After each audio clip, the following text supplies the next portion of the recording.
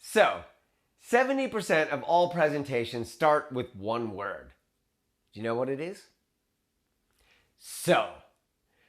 I'm Josh Len, and I'm here to tell you about the word so.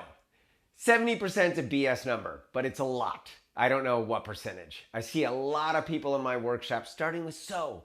So is an empty word. It's dead. Let's bury it. We also don't need this line, I'm Josh Len, and I'm here to talk to you about the first line of your presentation. Just drop that too and go right into your presentation.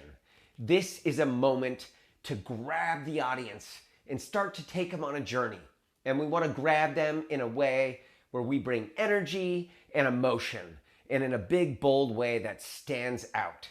So shows me that you're unrehearsed and you're not present, ready for this moment. So get rid of so. And the way to really make sure you're ready for this moment is rehearse. Rehearse the opening minute of your presentation so you know it up, down, left, right, and center.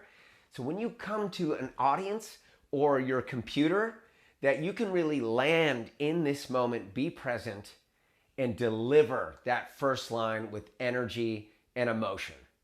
Don't start with so.